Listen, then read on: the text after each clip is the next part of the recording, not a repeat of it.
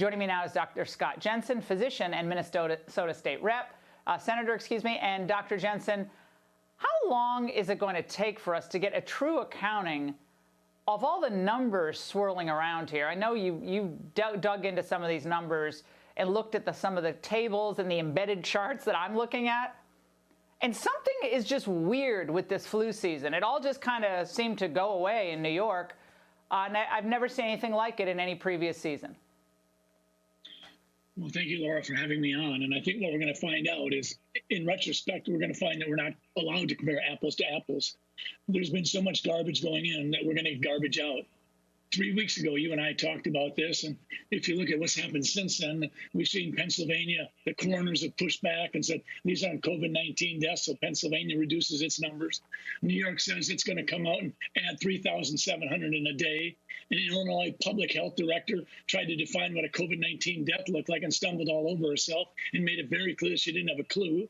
We've got people running in the southeastern part of the country saying that they want accountability. We've got California and Minnesota saying we're going to count only confirmed cases. And today in the major newspaper in Minnesota, the Star Tribune, they came out with an editor's note saying they're no longer going to use the Johns Hopkins information because Johns Hopkins is counting both confirmed and unconfirmed. So they're going to go to a different source because they want to count just confirmed cases. So it's a mess. Yeah, I've heard a lot of complaints lately about those very numbers from Johns Hopkins as well. Now, as you just noted, a lot of these states are including probable COVID deaths into their official counts. Yeah.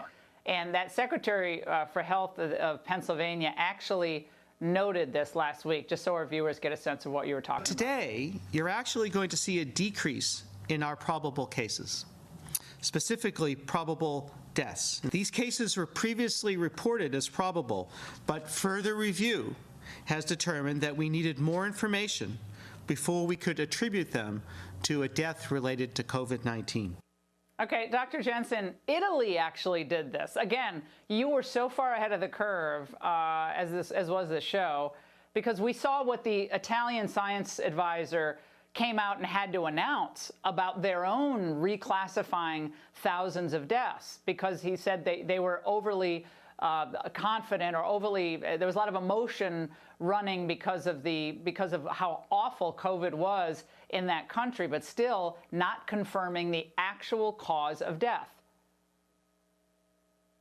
That's exactly right. I think what the CDC has got to own some of this. They basically came out and said, you don't really have to worry about causation. We'll just correlate with what's going on. And Italy found 12% of their COVID-19 deaths were actually causatively related. I mean, people aren't stupid. They might be frightened, but they're engaged. And I think what American politicians are having to learn is that if you do this, you're going to undermine the public trust and you're not going to get it back easily. I think one of the things that you and I have talked about, Laura, is we're trying to connect the dots. We're trying to provide some context. What you said before is absolutely true.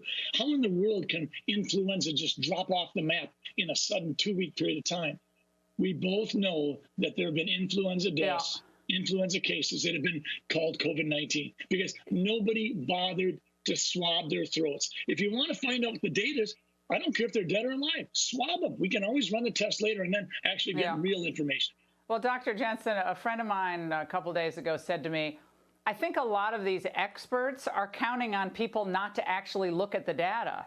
They just look at the headlines or they look at a paragraph, but they don't dig into the tabs because it's a kind of a pain. Believe me, we did this today. You have to click over to the tabs and look at the tables and add up 80 numbers on each side. And then all of a sudden you're like, wait a second, something's not making sense here.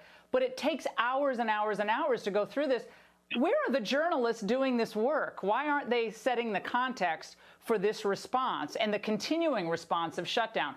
Because they want to keep this thing shut down. And I think a lot of it is to hurt Trump. Dr. Jensen, thank you so much. You have been absolutely instrumental in helping us understand this. We really appreciate it. Thanks so much.